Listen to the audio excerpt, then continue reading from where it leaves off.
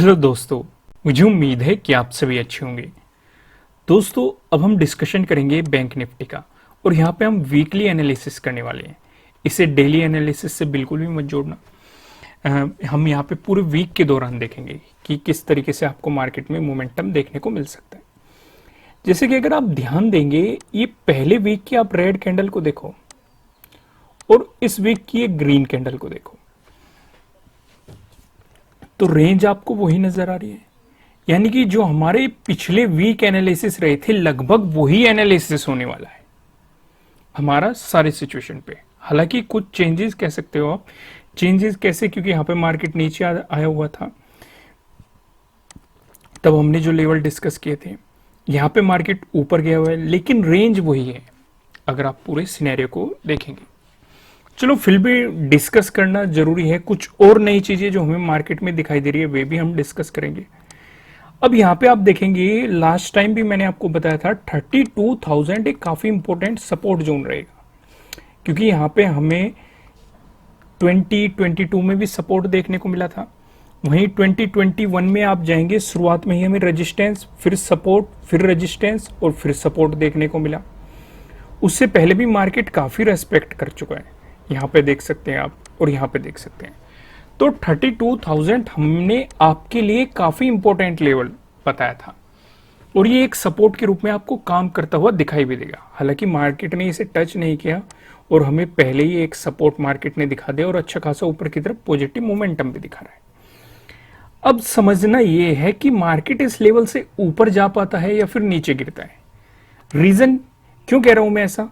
क्योंकि यहां पे भी मार्केट पहले एक इंपॉर्टेंट सपोर्ट दिखा चुका और मैंने आपको समझाया हुआ है, अगर कोई सपोर्ट जोन है उसका ब्रेकडाउन मिलता है तो वो रेजिस्टेंस की तरह एक्ट करने लगता है। जितना मजबूत वो सपोर्ट रहेगा उतना ही मजबूत ये क्या बन जाएगा, हमारे लिए रेजिस्टेंस बन जाएगा।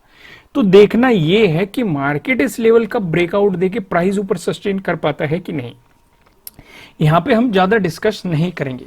अगर आप इसे डिटेल में समझना चाहते हैं तो आप प्रीवियस वीडियोस हमारी देख सकते हैं, वहां पे जाके आपको इसमें थोड़ी सी डिटेल जानकारी मिल जाएगी। फिलहाल मैं आपको आगे लेके चलता हूं और जो मेन डिस्कशन है उसे देखते हैं।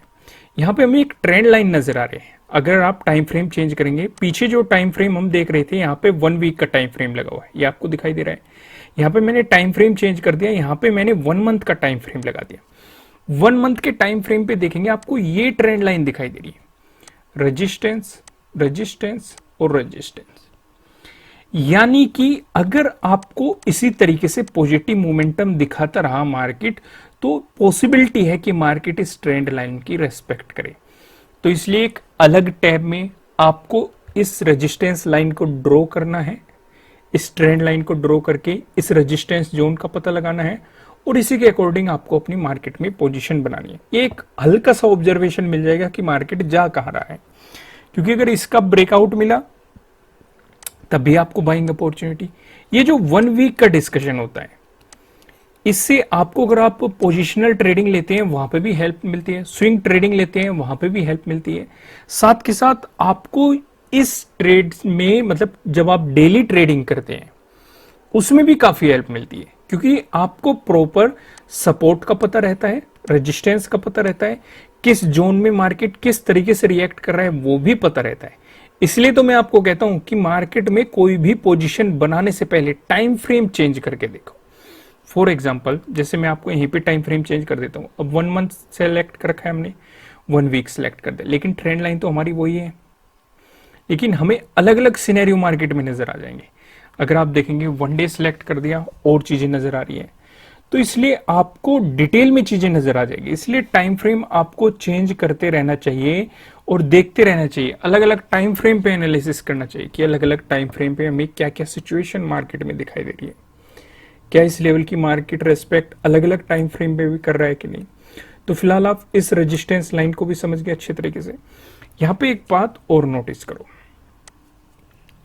जिस जोन से मार्केट सपोर्ट लेके गया है, अगर आप इस जोन को देखोगे, यानी कि 34,000 का जो लेवल है, इसे आप देखोगे तो 1 मंथ के टाइम फ्रेम पे ये काफी इंपॉर्टेंट लेवल नजर आ रहा है। समझ रहे हो ना मैं आपको क्या समझाना चाह रहा हूं? क्योंकि यहां पे देखो, आपको कई महीने में देखो, यहां पे देखो, सपोर्ट, सपोर्ट, सपोर्ट, सपोर्ट, ये देखो सपोर्ट, इसी जोन में आपको सपोर्ट दिखाई देंगे। हालांकि 1 वीक के टाइम फ्रेम पे मैंने आपके साथ 32,000 भी डिस्कस किया है, क्योंकि ये भी एक इंपॉर्टेंट लेवल है जो हमें 1 वीक के टाइम फ्रेम पे दिखाई दे रहा है। हालांकि 1 मंथ के टाइम फ्रेम पे भी दिखाई दे रहा है। यहाँ पे देखो सपोर्ट, सपोर्ट आप देख सकते हैं, रेजिस्टेंस, इस पूरे जोन में देखो रेजिस्टेंस।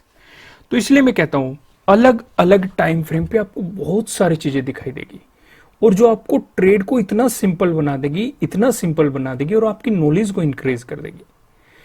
कुछ लोग क्या करते हैं कि मार्केट से प्रॉफिट बनाने का टाइम सिर्फ 9:15 टू 3:30 होता है, जब इक्विटी मार्केट आपका ओपन होता है। इसे ही प्रॉफिट का टाइम सोचते हैं सब, कि जब मार्केट खुला तब से और जब बंद हो रहा है उसी के बीच हम प्रॉफिट बना सकते हैं। लेकिन असली सच्चाई कुछ और होती है। आपको प्रॉफिट आपकी जेब में बनता है इस एनालिसिस से, और जो ये आप करते हो ये इसके बाद करते हो, क्योंकि इस टाइम पे ना तो आपके दिमाग पे किसी तरह का कोई प्रेशर होता, क्योंकि यहां पे आपका रियल पैसा लगा होता है इस पेज में। अगर आप इस टाइम फ्रेम में देखेंगे, मार्केट के ओपन होते ही आपका रियल पैसा लगता है, आपके रियल इमोशन वहां पे लगते हैं। आप मतलब इतनी कैलकुलेटिवली सोच नहीं पाते, आप एक स्ट्रेस में होते हैं कि लॉस हो रहा है, लॉस हो रहा है, प्रॉफिट हो रहा है, प्रॉफिट हो रहा है। मतलब आपके इमोशंस चेंज होते रहते हैं, सोच चेंज होती रहती है, डिसीजन मेकिंग बहुत जल्दी करनी पड़ती है।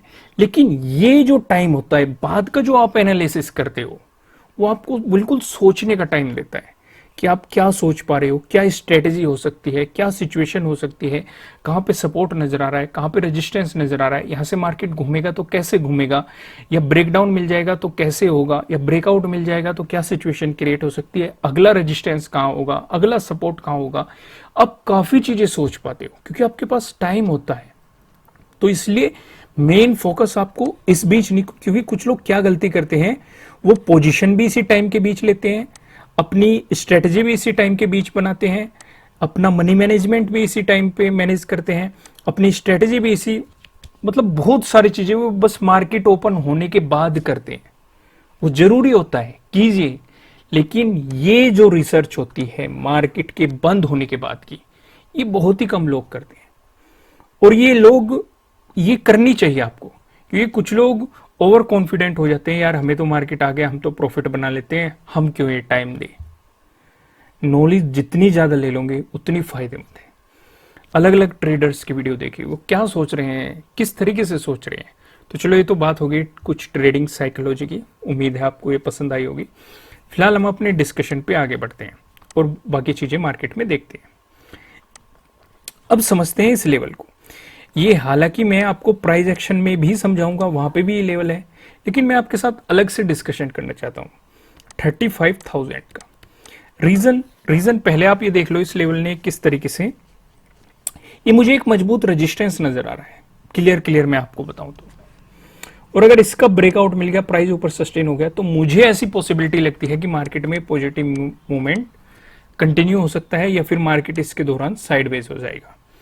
इस तरह की ऐसा सोचना मुझे लगता है। अब होगा कि नहीं वो तो समय बताएगा। अब मैं ऐसा क्यों कह रहा हूं वो भी आप समझ लो।